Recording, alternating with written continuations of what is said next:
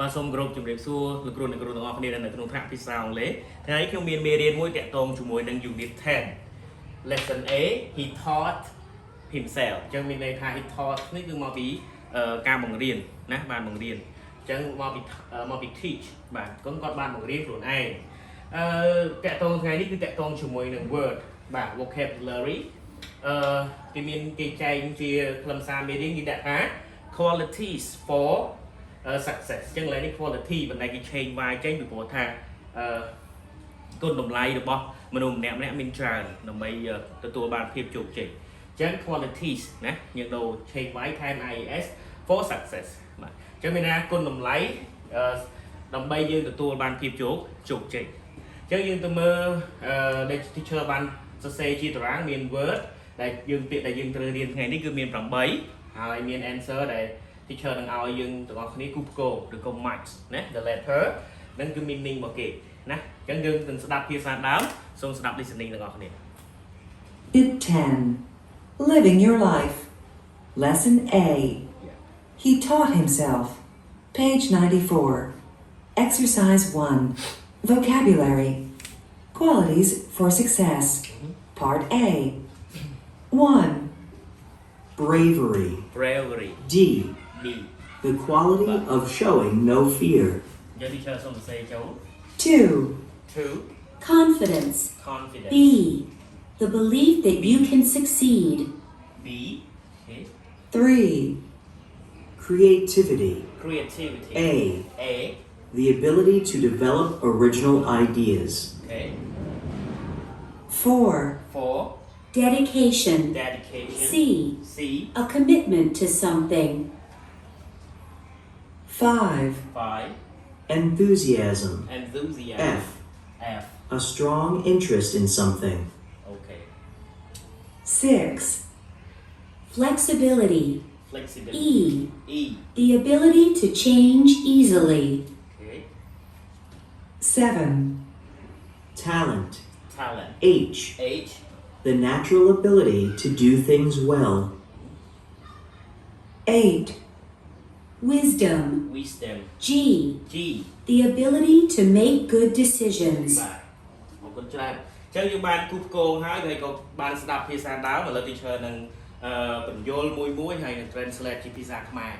បាទអញ្ចឹងទី1យើងអានថា bravery អញ្ចឹងថ្នាក់ពាក្យទាំងអស់ដែលយើងមាន word នៅក្នុងថ្ងៃនេះសិតសឹងតែ8ហ្នឹងគឺសិតសឹងតែជា noun ទាំងអស់ណាយើងដូរពី adjective ណាអញ្ចឹង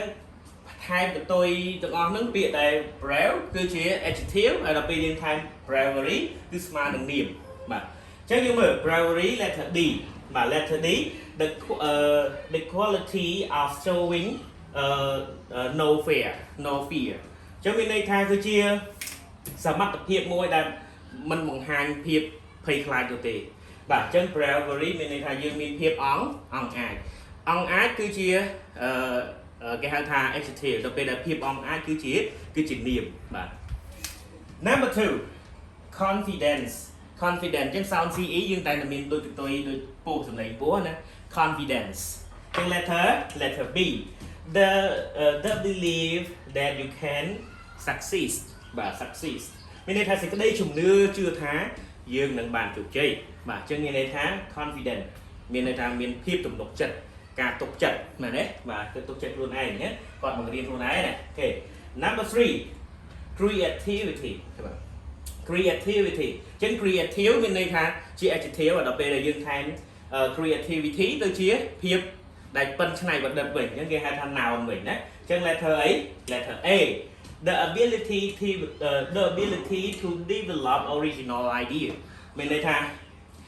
the ability មានន័យថាជាសមត្ថភាពបាទដែលអាចបង្កើតអ្វីចេញពីគំនិតខ្លួនឯងបានបាទអញ្ចឹងមនុស្សម្នាក់គឺដូចថាគាត់មាន creativity ហ្នឹងគឺល្អមែនតើណាអាចច្នៃគំនិតដូចច្នៃរបស់ប្រើបង្កើតទៅជាប្រើកើតអញ្ចឹងទៅអូខេ letter D បាទ letter D សំទោស number 4 dedication នេះគឺបើសិនយើងនិយាយមែនតើគឺស្មើនឹងភាពលះបង់ធ្វើគ្រប់យ៉ាងដើម្បី goal idea មួយបាទអញ្ចឹង dedication នេះគឺស្មើនឹង letter C បាទ letter C a commitment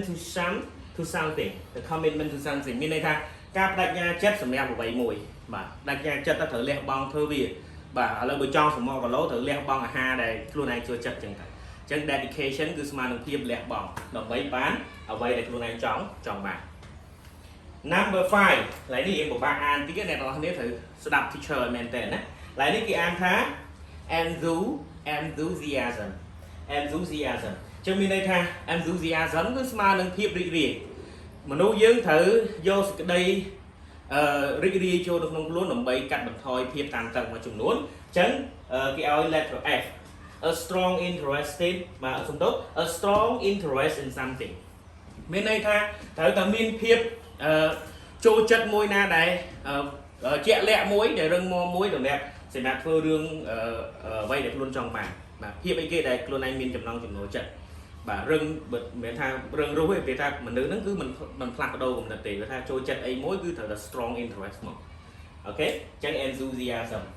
Number 6 flexibility ចំដូនណា BLB flexibility មានន័យថាភាពបត់បែនបាទបត់បែនហ្នឹងមិនមែនបត់ធ្លាក់ទឹកទេណាបត់ធ្វើម៉េចឲ្យស្ថានភាពហ្នឹងប្រសើរឡើងវិញអញ្ចឹង flexibility គឺបាទ letter E គឺមានន័យថាthe ability to change easily មានន័យថាមានសមត្ថភាពផ្លាស់ប្ដូរយ៉ាងរហ័សបាទយ៉ាងរហ័សហើយល្អទៀតឧទាហរណ៍បើរឿងនឹងកើតឡើងមកយើងត្រូវបត់បែនដាក់កត្រូវអញ្ចឹងយើងត្រូវដាក់ខវិញដើម្បីឲ្យរឿងហ្នឹងល្អបើដាក់គោទៅអាក្រក់យើងកុំដាក់ណាអាហ្នឹងគេហៅថាភាពបត់បែនរបស់មនុស្សអូខេយើងត្រូវមានបានហើយមែន6ណា Number 7 talent បាទ talent អញ្ចឹងទេពកោសល្យណា talent គឺស្មើនឹងទេពកោសល្យអញ្ចឹង letter H the natural ability to do things well បាទ natural the natural មានន័យថាសមត្ថភាពដែលបង្ហាញចេញពីខ្លួនឯងតែម្ដងបាទសមត្ថភាពបង្ហាញចេញពីខ្លួនឯងដែលធ្វើឲ្យរឿងរ៉ាវមួយចំនួនល្អ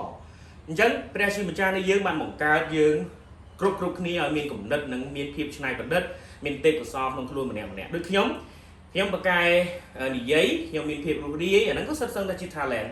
បាទខ្ញុំគិតបានលឿនអាហ្នឹងក៏សិតសឹងតែជា talent creative ដូចគ្នាអញ្ចឹងព្រះជាម្ចាស់បង្កើតមនុស្សរាប់កោតលានអ្នកមិនឲ្យមានទេពកោសល្យដូចគ្នានៅឡើយគឺខុសគ្នាតិចដូចគ្នាណាអញ្ចឹង talent គឺស្មើនឹងទេពកោសល្យចេញពីដើមខ្លួនឯងមកណាបាទចុងក្រោយគេគឺ wisdom គឺជាប្រាជ្ញាបាទម្នាក់ចង់បានប្រាជ្ញាមែនទេអញ្ចឹង letter G the ability to make good decision ចឹងមានន័យថាគឺជាសមត្ថភាពដែលបង្កើតការសម្រេចចិត្តដ៏ល្អមួយចឹងគេហៅថាមនុស្សតើតើមានប្រាជ្ញាទាំងអស់ហ្នឹងទើបបាន qualities for success បាទចឹងម្ដងទៀត letter G the ability to make good decision បាទ make good decision មានន័យថាការសម្រេចចិត្តដ៏ល្អមួយចឹងយើងតើតើមានការសម្រេចចិត្តដ៏ល្អតើតើយើងមានប្រាជ្ញាហើយយើងទទួលប្រាជ្ញានោះមកពីផងព្រះជាម្ចាស់នៃយើងដើម្បីយើងមានប្រាជ្ញាមកពីព្រះអង្គការពារយើងចឹងទៅអូខេអញ្ចឹងយើងអានជាមួយនឹង teacher ម្ដងទៀត Number 1 bravery Number 2 confidence Number 3 creativity Number 4 dedication Number 5 enthusiasm Number 6 flexibility Number 7 talent Number 8 wisdom បាទអរគុណច្រើនជួបគ្នាសប្តាហ៍ក្រោយសូមព្រះប្រទានពរ